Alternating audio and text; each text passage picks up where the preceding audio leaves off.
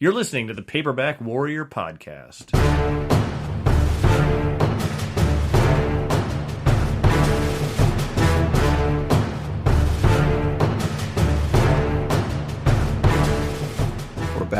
We're back. It's another episode of the Paperback Warrior podcast.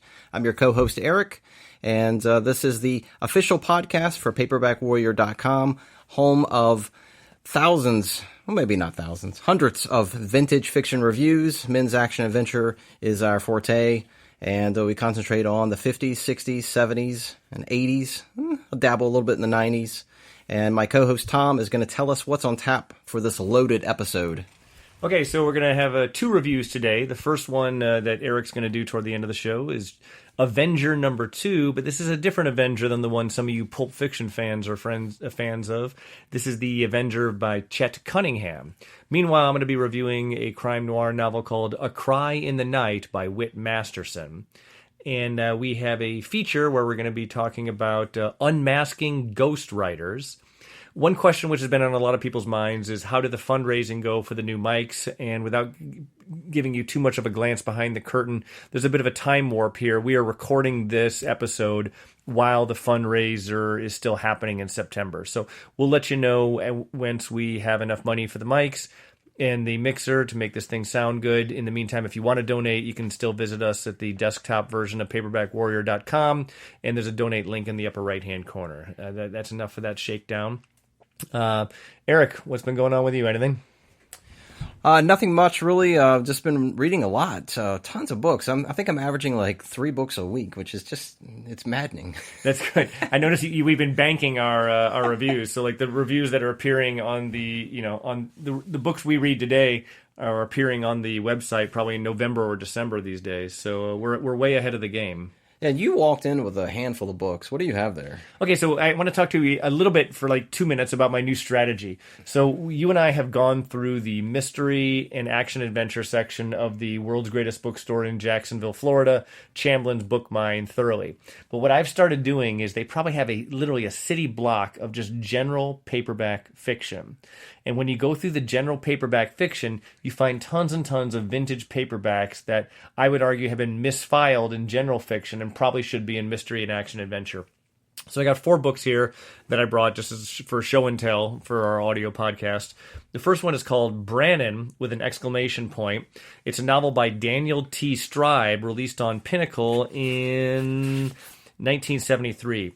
Now, Dan Stribe wrote a lot of books in the men's adventure era of 1970s, including the Hawk series, which is beautiful covers, but just a terrible book. And he also wrote Chopper Cop, which you enjoyed. Yes. And so Brannon looks like it's a vendetta novel about a guy, I guess in the 1970s, who was making out with a girl back in the 1950s when he was right out of the Korean War, and she was murdered, and now like 20 years later, he's coming to get his revenge. I look forward to giving that to you to read because I'm a Dan Stribe skeptic. I also got a book called Mine to Avenge by Thomas Wills. We know that Thomas Wills, from your research, is a pseudonym of? William Ard. William Ard. And it looks like a standalone Fawcett Gold Medal book from the 1950s. I got a standalone Fawcett Gold Medal book called Knockover by Newton Thornburg. And it looks like a very beautiful looking heist novel. I've seen 2 different covers on this. If you go ahead and do a Google image search of Knockover by Newton Thornburg, you'll see the green Fawcett Gold Medal one, which is just a beautiful painting. It's a heist novel about a group of people who get together for a very complicated heist, but looks like one of them does a double cross on the other based on the cover blurb.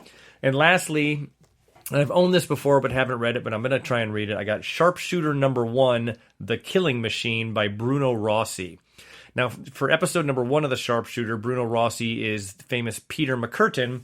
But for later editions of it, the series was written by Russell Smith, Len Levinson, Paul Hofrichter, John Stevenson, and Dan Reardon, I think his name is. I heard the series is very uneven, and it has weird overlaps with the Assassin series and the Marksman series, but I want to give it a shot. It's one of these mafia guy turns against the mafia and goes on a killing spree, blah, blah, blah. The series itself went on for 16 novels, and it's a high time I read one. Len Levinson's first book ever was in the Sharpshooter series. So that's what I've been buying lately. Okay. Did you start this by saying you're going to talk about Johnny Blaze, the Ghostwriter? I did not. Oh, no, not Ghost Rider, Mr. Marvel. Ghostwriters, or we'll start out with talking about pseudonyms in general. And since you had that really awkward lead-in, I'll launch right into it. Unless you have something else you want to pipe up with. No, nothing. Okay, so we all know that whether we're talking 1950s and 60s kind of hard-boiled crime noir novels or the 70s and 80s men's action adventure series, a lot of these books were written under pseudonyms, which makes it difficult to try to do a little anthropology to find out who wrote what. My best source for who wrote what is the U.S. Copyright Database, and it's an imperfect database and not very user-friendly, but once you learn how to use it, you can really make it sing. First question before we get into it, why do so many authors use pseudonyms for 20th century paperbacks? And a lot of it's that they were crossing genres a lot. Lawrence Block, for instance, and Donald Westlake and Robert Silverberg and a bunch of others wrote erotica novels, which are pretty tame by today's standards. But when they did that under fake names. When a Guns and Muscles crime author writes a gothic romance or a nurse drama, they might not want to taint their brand by having that book out there in their own name. These authors were very prolific, right? You had to be. When you're only making $1,000 or $2,000 for a book, you wrote a lot of books, more than the market would bear. And so they also didn't want to saturate the market with too much product, and so they used fake names so they could kind of double up. They also had the ability to sell books to multiple publishers without committing author adultery and getting in trouble. Sometimes it didn't make a whole lot of sense to me. When John Dixon Carr was writing his Locked Room mysteries, and he also writing mysteries exactly like those under the name Carter Dixon. I can't imagine he was fooling anyone, but who knows? We look at Earl Stanley Gardner, who wrote the Perry Mason books, also had a very successful series starring Cool and Lamb under the name A.A. Fair. And at some point, he received a letter from a friend of his saying that, hey, this guy named A.A. Fair seems to be copying your writing style. And he broke it to him gently that he is, in fact, A.A. Fair. Once we got into the 70s, we started seeing house names, which is the idea that a publisher is creating a pseudonym that's owned and operated by the publisher, and the publisher goes out and hires writers, like kind of journeyman writers, to write underneath that house name. The editors farm out the installments, and the authors write the books under the house name. The publisher generally, in these cases, keeps the intellectual property rights to the book. A perfect example would be Tabor Evans as the author of the Long Arm series of adult westerns. We also saw this with the Nick Carter Killmaster series, which was kind of weird because Nick Carter was both the pseudonym and the main character. Ellery Queen was another one, a very weird one, because Ellery Queen was a character, but it was also the house name for the author. But there were other series that didn't star Ellery Queen, the detective. Sometimes, like with Gold Eagle, we get to see who the actual author is because they put it on the copyright page. But more often than not, you need to do a little digging, either through kind of oral history, by talking to people who worked for that label at the time, or by using Wikipedia, the U.S. Copyright Office, or reading excellent websites like Paperback-Warrior. Now, sometimes a real author can become a house name. For example, the Executioner series starring Mac Bullen. Donald Pendleton wrote 37 of the first 38 episodes, and then he became a house name for other authors. And again, the real authors were disclosed on the copyright page. The Destroyer series starring Remo Williams was ostensibly written by the collaboration of Warren Murphy and Richard Sapir, and there was no disclosure in the books about who read them. So I heard this in the 1980s, in 1986, when I was 16 years old, and I wrote a letter to Warren Murphy saying, how do I know who wrote what books? I'm a big fan of yours, Mr. Murphy. And Warren Murphy was so generous with his time. He responded to me, and again, this is pre-computer, by taking a copy of a publication called Books in Print, making a photocopy of all the different Destroyer books, the numbers, and he hand wrote in next to each number who wrote that book. Some of them were written by Murphy and Sapir together, some were written by Murphy alone, some were written by Sapir alone, but a lot of them were written by ghostwriters, including Will Murray, who's gone on to a lot of success writing for many different series. And Warren Murphy took the time to write me, a teenage kid, a letter explaining that this was just the reality of the business. And he was very proud to have given a lot of young writers their start. The William W. Johnstone name is now a house name, and he has ghostwriters writing those books who have to sign non-disclosure agreements and no paper trail, so you can't even look in the copyright office to find out who actually wrote those. And that applies to J.A. Johnstone, I believe, as well. Yeah, J.A. Johnstone's his niece, who's, my understanding, is not a writer herself, but she runs the family estate. Now, this is where it gets interesting, okay? And this gets really controversial, and I'm going to have you weigh in after you find out about this practice. Sometimes there's authors out there who need a little help from their friends. Sometimes it's innocuous. For example, around Gunsmith number 100, Robert Randisi, who writes under the pseudonym of J.R. Roberts, he was getting burned out and had too many projects, just a lot going on. He was the head of the Private Eye Writers Association. He basically subcontracted authors, including Chet Cunningham, to write a handful of the Gunsmith books for him. No harm done. And it's also not the best example because Randisi actually kept the intellectual property rights to the Gunsmith series.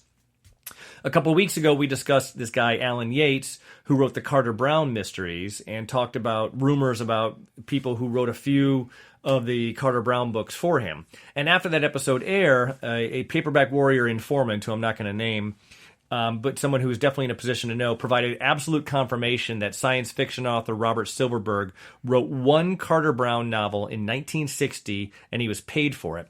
But Mr. Silverberg doesn't know if it was ever published. It's still possible that it could have had a title change. This is where it gets weird.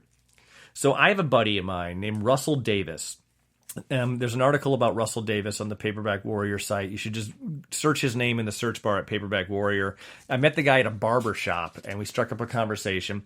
And it turns out that Russell Davis, who I consider to be a real friend, he comes to my house. We play poker together. We go out for coffee pretty regularly.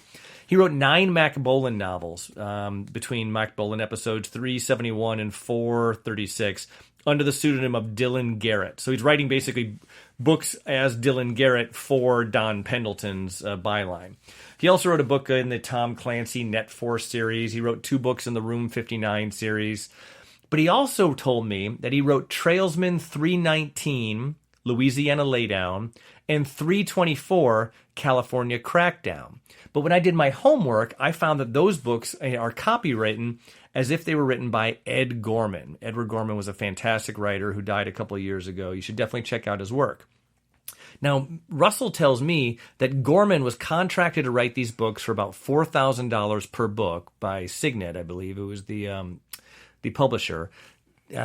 Russell wrote them for $2,000 per book and gave him the work to Ed Gorman, and gave the books to Ed Gorman, who then turned them in as his own work, keeping the extra $2,000. And the publisher was never the wiser. And so this was a practice, and so I was sort of dumbfounded that this was occurring, that the subcontracting of ghostwriter work. And so I did some digging, and I found out this is pretty a regular occurrence. Robert Randisi wrote a Digger book for Warren Murphy, which caused Randisi to hire someone else, because he was busy doing that, to write a book in his Tracker series, written as Tom Cutter. Ed Gorman wrote one of Randisi's Angel Eyes books as W.B. Longley. Bill Kreider wrote the first draft of Tunnel Rats 1 for Stephen Mertz, who describes the process as a collaboration. And I think that's right, because Mertz probably provided a lot of editing after the fact, and we're really talking about getting first drafts from these ghostwriters. James Reasoner had a series called Cody's Law under the name of Matthew S. Hart, and he hired Bill Kreider to write the first drafts of book 1 through 4 in the series, and then Reasoner polished it up and kind of got it ready for print. But Kreider was a fine author and probably could have written those himself. Reasoner said that he had Kreider write drafts 3 or 4 of his own Trailsman titles as well. Reasoner provides plot outlines for these things and does the editing. So the question is, are these collaborations or subcontracting, and who really loses? I've spoken to a lot of authors about this, on and off the record, who said that this was a very incestuous business and everyone's just trying to make a living, and kind of what's the harm? Then I talked to my friend Lee Goldberg, who's no stranger to pseudonyms. He wrote the 357 Vigilante series under the name Ian Ludlow. Then he went on to be a pretty famous television writer, and now he's a novelist, does a lot of great work. He also owns Brash Books. Now, Lee's opinion on this is that the whole thing is unethical, a swindle, and a scam. Lee's point is that Signet hired Ed Gorman to write that Trailsman book for $4,000 because they respected Gorman's style and his skill as a writer. And if Signet wanted to hire my buddy Russell Davis, they could have done so. Lee said this happened in television when he was a showrunner for a TV show called Diagnosis Murder starring Dick Van Dyke. He hired a guy to write 2 scripts who then farmed it out to ghosts and got caught, and Lee blew his stack because he could have hired the ghosts himself if he wanted to, and Lee ended up having to hire his own staff writers to take care of the episodes. So, Eric, we have a real ethical dilemma here, right? So either this is the way it does business, no harm, no foul, or this is a scam on the publishers and ultimately the readers. And I want to hear you weigh in on it, and then I'll tell you whether you're right or wrong. Yeah, I mean, it's a really tough debate. I mean, I can see the publishers buying a style. You know, they're purchasing a style that they want for that particular installment, and I'm assuming they've created a storyline. They've outlined the draft. And they say, hey, this treatment... No. For these, like for the Mac Bolan books or the Trailsman books, they have a Bible that tells you, like, you can't go on kill the main character, Sky Fargo. And that Sky Fargo has to get laid a couple times and all that. But the publishers for these big series were not providing plot outlines. They were providing plot guidelines about what you can and can't do. You know, Mac Bolan can't fly a plane, for example. But the authors themselves do this. In fact, Russell tells me that Ed Gorman provided no plot outlines, but he did provide 2 titles for the books, just the titles, and then Russell took the ball and ran with it. So the authors that are subcontracting out have created the outline. They've created the draft. Sometimes. Yeah. It can work either way, right? James Reasoner says he provides plot outlines, and he's just having his ghostwriters do first drafts. But the Ed Gorman's model was, take the ball and run with it. Yeah, like Stephen Mertz, I know, created the rough outlines of MIA 100 books, and then he had random authors writing them. And Mertz very correctly says that this is a collaboration. This is something he's working with an author and spreading the money around. Yeah. Who loses, Mertz would say. I mean, in the case of Gorman, I would say that they probably were trying to purchase a style, and I think that I sort of fault Gorman in a way because he's taking their money for his style and then just saying, hey, just give it to this guy. So you're coming down in Team Goldberg in this, like Lee Goldberg in this debate. Yeah, I can see both sides of it for sure, but I would say that they're buying a style. It's like when you look at music, like heavy metal bands, hard rock bands, the same way.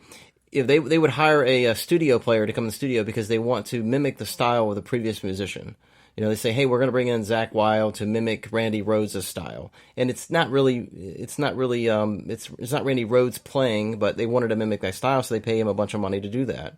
So I can understand paying for the style. Now I brought this exact issue up with Russell. And Russell's story is when he writes a Mac Bolan book, he is writing it in the style of Don Pendleton's Mac Bolan series. And he's a good enough writer that he can mimic that style.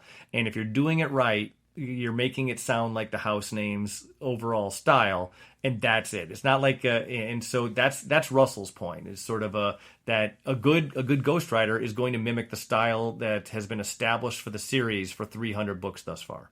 Yeah, I mean, I've read your reviews so many times, and you've read my reviews so much, you've edited them that I could probably mimic your style because I'm pretty used to it. Yeah. In fact, just this week, you wrote half of a review, and I finished the other half of it. That's right. and did it your style, because you started it out in a certain way, and I wanted to stick to that. I don't know. If I had to lean one way or the other, I would say probably Team Goldberg in this. All right, so here's my take on it. First of all, I'm not a publisher. I'm a reader, right? And all I care about is good content, right? And so I tend to think and also let's stipulate that this is sort of a low stakes thing, right? It's not like someone's putting a heart valve in you. That's a Chinese bootleg of some legitimate product that's gonna. So this is low stakes. We're talking Pulp Fiction, and it's a fun discussion. It's a fun discussion, right? Which is why we're doing it. This isn't People's Court. I'm not Judge Wapner. Yeah. But I want to tell you a story. Okay. which makes me lean more toward where you're coming from. Okay. My favorite series as a teenager was the Trace series by Warren Murphy. It was I was an insurance investigator. It was also known as the Digger series when it moved from Pinnacle to, I think, New American Library Signet. The series continued, but he had to change all the characters' names. It was also ironically, it was made into a TV show called Murphy's Law that was the first episode, Lee Goldberg wrote an episode of that starring George Siegel, but that's just me being pedantic there. Anyway, so I really love that series. I have such warm feelings about that series. It would make me laugh out loud. It really launched me into reading kind of crime novels. I later find out, 30 years later, when I'm in a Facebook group, Warren Murphy dies, and Warren Murphy's son, Devin Murphy, really nice guy, he was in a Facebook group that I was in. Devin Murphy tells me a story that Warren Murphy's wife, Molly Cochran, wrote one of the late Trace books. She was an author also, and an author I didn't particularly enjoy her work. Okay, different strokes for different folks, right? She just wasn't my thing. And I remember when Devin tells me on a Facebook post, he wasn't telling me that specifically, he was telling me that his mom, Molly Cochran, wrote one of the Trace books that I adored. I felt cheated. And I tell this to my wife, and she's like, you're a sexist. You like the book. What do you care? And I was thinking, is she right? Is it just me being a sexist, or what does it really matter? Because I truly did enjoy the book. I probably read it 2 or 3 times when I was a teenager. And here's my analogy as to why it matters. Okay. Let's say you're a Metallica fan, right? Yeah. Okay. Let's say you got tickets to see Metallica. You're up in the nosebleed section. You can't see really well. You're at the Metallica show, and it's just great. Note for note, it's the best Metallica sound. They sound perfect. Every song you like gets played, and it's terrific. You're rocking out way up there in the top row, and it sounds great. And then a week later, you find out that you did not, in fact, see Metallica, but you saw a Metallica tribute band. Motor Breath. That looks and sounds exactly like Metallica, but you didn't know it because you were sitting up there in the cheap seats. It doesn't diminish the fact that you had this great music, but don't you feel like you were cheated in that story? You would after the fact. I mean, you would be riding a high for that night and the night after because you saw Metallica and they were great. So you're riding a high, but yeah, that enjoyment is completely gone. It's evaporated by the time you find out they aren't the real people. Right, and that's sort of the way I feel when I found out that this Trace book was written by Molly Cochran and not my favorite author of my teens, Warren Murphy. The book was fine. She hit every note, but I guess I just felt cheated, 30, 40 years later once I realized that this had occurred. Yes. Anyway, so I don't have any final answers. I think Lee Goldberg's a great guy. I think every author who I mentioned who is involved in this practice are great people. This is low-stakes stuff. There's no easy answer. Everybody's just trying to make a living, and every author who writes one of these books is bringing joy into someone's life. And it might be certainly belittling to the audience when we talk about something like The Trailsman, for example. I know plenty of older folks, that read those books and have no idea that John Sharp isn't an actual person. Right. I mean, my theory is that all these Walmart shoppers who are buying William W. Johnstone books think William W. Johnstone's just the bee's knees, and they love his writing style, not knowing that it's a half dozen dudes. Yeah, I don't know if the majority really care. No, probably not. Right. I mean, we're the only nerds who care about this stuff. Right. Us and our 20 listeners. Yeah, right. Anyway, so that's it for the discussion. If listeners want to weigh in on this issue, go to the Paperback Warrior Facebook page and make a comment under this podcast where it's linked there. And I'd be curious to hear your thoughts as to who's right and who's wrong, and should we care at all about this? All right, let's switch gears, and you got a book review to do, don't you? That's right, Judge Wapner. Let's hand it over here. Okay. All right. So we covered Chet Cunningham back on, I think, the first episode of the podcast. You covered Penetrator number 14, written by Cunningham. So we're going to revisit another Chet Cunningham book. Chet wrote a 4-book series from 87 to 88 titled The Avenger. And I'll tell you, it's really odd, Tom, because it's published by Warner Books Library, which already had another Avenger title. So there's 2 Avengers. I think it's probably a multiple series that have the word Avenger in it. I'm also. sure. Yeah. But Warner was putting out the Pulp Hero Avenger, which is The Kenneth Robeson one. Right? Yeah, Kenneth Robeson, similar to the Doc Savage series that they put out from 72 to 75. So they put out 42 books of the Avenger. There's no connection, obviously, between the two series, but I find it odd that there's two Avengers with the same publisher. It's a little bit confusing, but I really enjoyed Avenger number 1, which was the introduction to a guy named Matt Hawk, who's a San Diego DEA agent, and he's going to do this big takedown of a drug cartel in this. I think it's kind of like an apartment building or a skyscraper. And he walks into one of the office suites and he finds his wife has been tortured for days, and she's dying or she's already dead. I can't remember, but he gets extremely vengeful with the drug cartels, and so he breaks free from the DEA because he wants to go pursue his own brand of justice. And he sort of sets out with the sort of Mac Bolan war against the mob. And the second book is called Houston Hellground. And I think at the beginning of this, or at the end of the first book, it mentions that he had already taken out the West Coast, and now he was going to head down to Texas to do this next drug kingpin, which is a guy named Lopez. So Houston Underground begins with Matt Hawk sort of infiltrating a little bit of the Lopez's distributors. He teams up with this hottie named Carmelita, and she's a former cop. So the two of them do the normal ragtag thing for 40, 50 pages where they interview people and take out various crime lords. But the whole idea is to work their way into this really weird part of Houston that Chet Cunningham has created, where it's like a 10-block radius where the cops don't go, the DEA agents stay away because Lopez's enforcers are so vigilant in that area. So no one goes there. It kind of reminds me of, what was the place in Chicago that was it Cabrini Green? Cabrini Green. No one would go there. Is that really? I've been there. It was where the movie Candyman. Yeah, Candyman. They're remaking that, by the way. But the movie Candyman took place there, and I spent quite a bit of time in those high rises for a variety of reasons. And, but they were they're really dangerous, crime filled, like shootings. People were shooting from building to building, punching holes in the walls, and making one place the drug cooking den. It was really bad. Well, I guess 87 to 88 would have been around that era, right? That wasn't when I was hanging out there. Right. But yeah, it was. Right. It was definitely alive and well then. It was probably the most dangerous era of Cabrini Green. Okay. Well, Hawk basically decides he's going to arm himself with M16s and weapons, and he's got Carmelita with him. So they sort of break into this compound and fight Lopez. It's really good. It moves fast. This isn't certainly going to overwhelm you in terms of men's action adventure. It's sort of par for the course, but you and I both know Chet Cunningham is a meat and potatoes kind of writer, and he does a really good job with this elementary sort of stuff. It's really fun. It's a lot of pleasing action escapades throughout the book. Now, I will say this on the front cover, which is pretty cool looking. Artist Greg Olenoff did the cover for the entire series, all 4 books. His model was Jason Savas. I think it's Savas, who was the inspiration for the first 5 MIA Hunter books. Go impress your friends.